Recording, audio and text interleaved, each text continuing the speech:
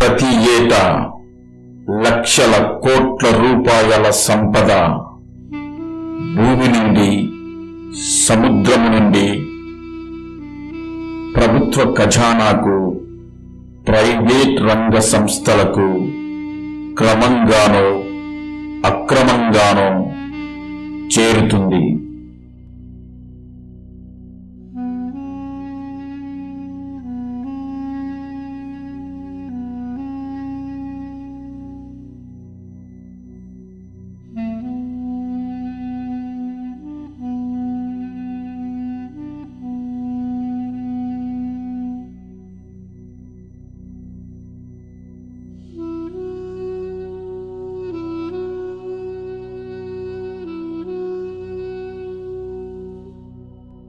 భూమిలో, సముద్రంలో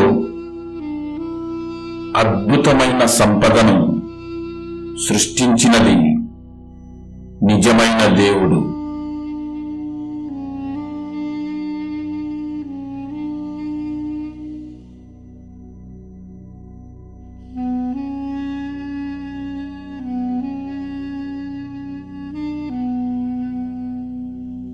అంతులేని సంపదను అనుభవిస్తూ మానవులు అడ్డమైన గాడిదలను దేవునిగా పూజిస్తూ ఆరాధిస్తున్నారు.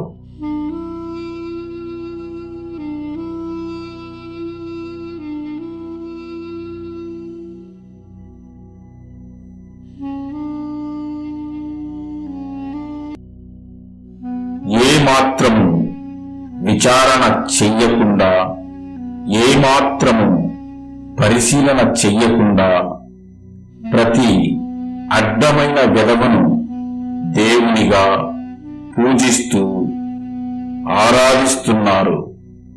ప్రతి అడ్డమైన దానిని దేవతగా పూజిస్తున్నారు. ఎవడు ఏ మూలన కనబడ్డా చేతులెత్తి మొక్కుతున్నారు. అతను దేవుడని ప్రార్థిస్తున్నారు.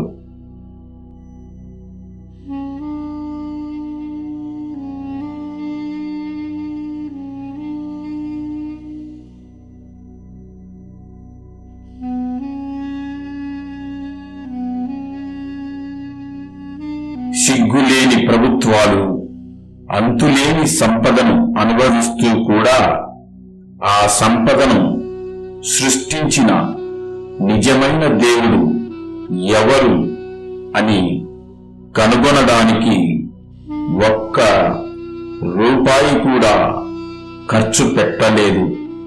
కనీసం మనసైనా లేదు. కంప్యూటర్లో గ్రాఫిక్స్తో భారీ రూపాలు సృష్టించి రసవత్తరమైన పాటలతో, తన్మయత్వముతో, ఆధ్యాత్మికంలో మునిగి తేలుతూ ఉన్న మనుష్యులారా, వాడు నిజమైన దేవుడో కాదో ఏనాడైనా చచ్చేలోపు ఒక్కసారైనా పరిశీలించురా దౌర్భాగ్యుడా.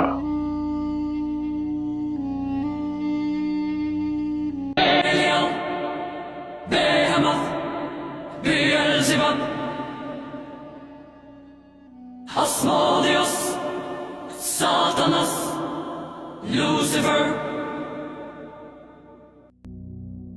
బ్రతుకేమో చండాలం, భక్తేమో ఆండాళం.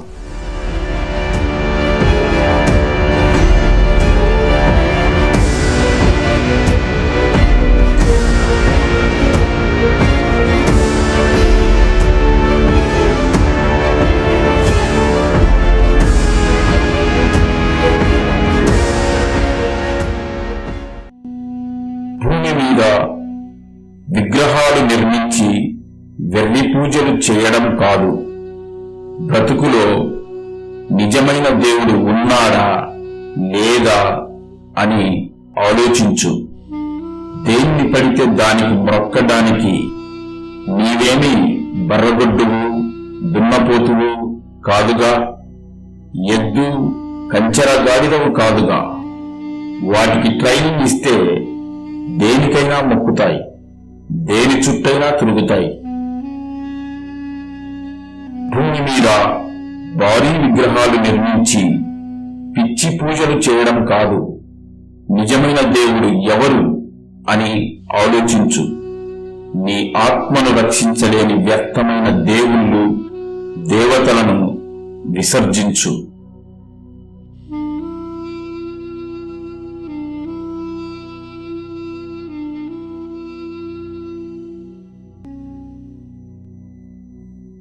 అన్ని దేశాలలో భూదేవత అంటారు, కానీ భూమిని పాడు చేసేశారు.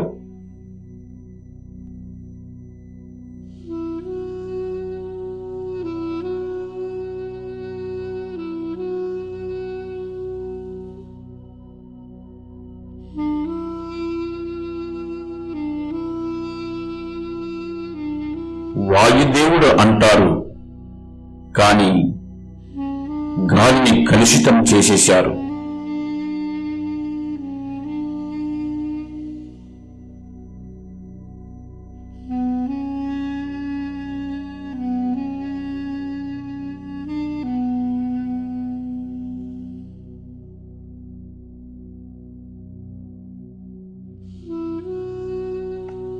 వనదేవత అంటారు, కానీ అడవులను నాశనం చేసేశారు.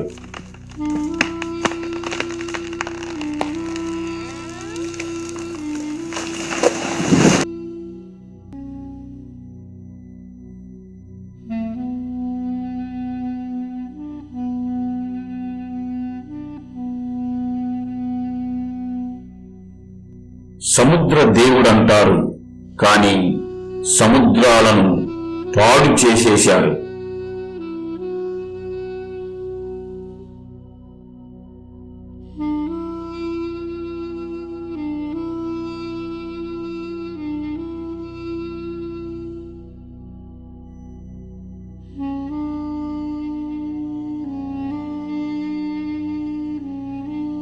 నదీ దేవత అని అంటారు, కానీ నదులను గబ్బులేపారు.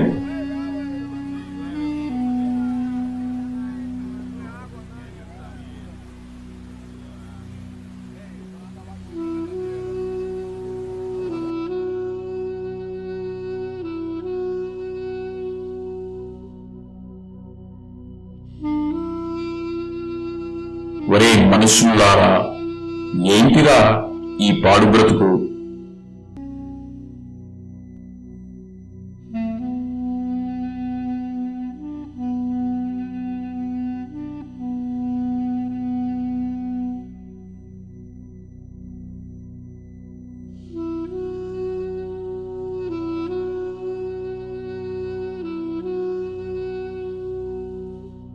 డబ్బు కోసం, సుఖం కోసం ఏదైనా చేస్తారా మీరు? అందుకే చచ్చాక ఉంటుందిరా చావులేని నీకు అంతం లేని శిక్షలు.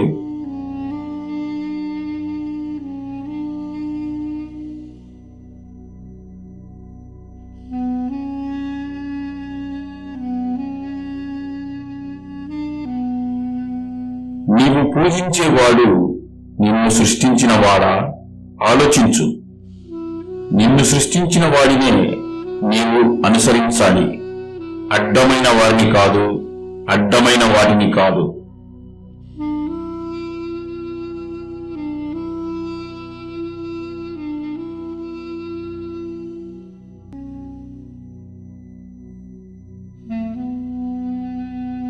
దొంగ కల్పిత దేవుళ్లను పూజిస్తూ భ్రమలో బ్రతికేస్తున్న మానవ జాతి.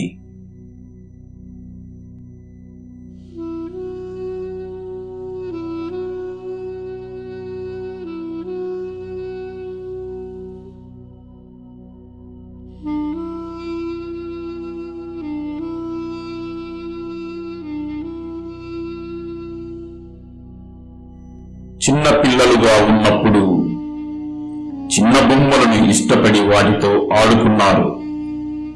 పెద్దగయ్యాక పెద్ద బొమ్మలను, భారీ విగ్రహాలను ఇష్టపడి పూజిస్తున్నారు.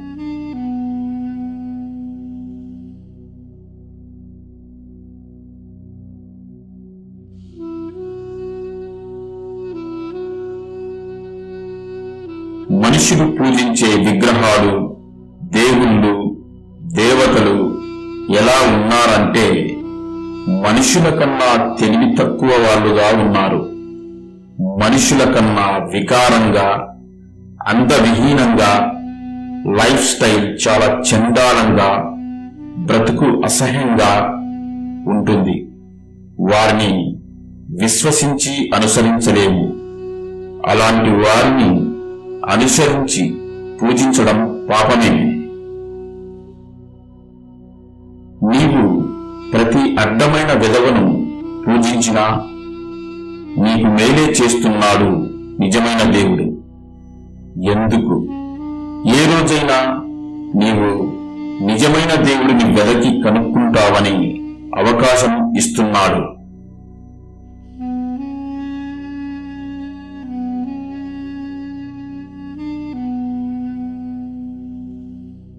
నీ బ్రతుకులో నీవు నిజమైన దేవుడిని కనుక్కోలేదో నీవు నిజమైన దేవుడి దగ్గరకు వెళ్ళలేవు.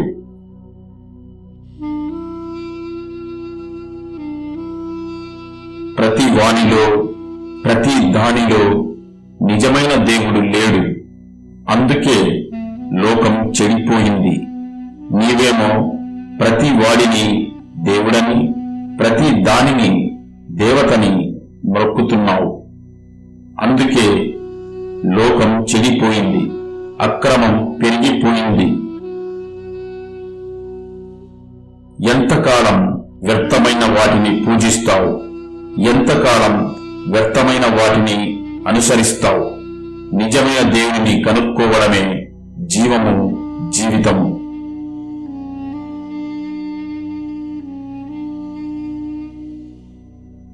నిజమైన దేవుడు వేషాలు వేసి అవతారాలు ఎత్తడు.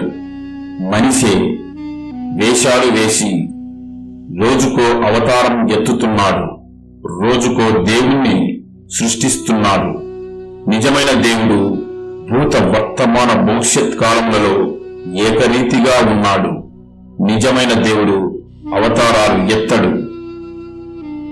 దేవుడు అనే పదానికి అర్థం లేకుండా చేసిన మనిషిని ఏమి చేయాలి? దేవుడి స్థానంలో ఖచ్చితంగా నిజమైన దేవుడే ఉండాలి. కాని మనుషులు ఏమాత్రం దైవత్వపు లక్షణాలు లేని అడ్డగాడిదలను దేవుని స్థానంలో, దేవత స్థానంలో పెట్టారు. లోకాన్ని భ్రష్టు పట్టించారు. నిజమైన దేవుడిని వెదుకు, నిజమైన దేవుడిని ప్రేమించు, నిజమైన దేవుడి కొరకు బ్రతుకు, నిన్ను వలె సాటి మనిషిని ప్రేమించు, నిజమైన దైవ జ్ఞానాన్ని బోధించు, ప్రకృతిని, జీవరాశిని కాపాడు, భవిష్యత్ తరాలకు నిజమైన దేవుడిని, స్వచ్ఛమైన ప్రకృతిని అందించు. ఇదే ప్రతి మనిషి బ్రతుకు పరమార్థం. అప్పుడే మరణాంతరం శాశ్వతంగా నీవు నిజమైన దేవునితో ఉండగలవు. లేదంటే శాశ్వతంగా నీవు ఆలోచించుకో. నీవు చచ్చేంత వరకే నిజమైన దేవుడి ప్రేమ. అట్ ద సేమ్ టైం నీకు లెక్కలు కడుతూ సమాప్తం చేసే నిజమైన దేవుడు రోషం గల దేవుడని మరచిపోకు. Everything is calculated.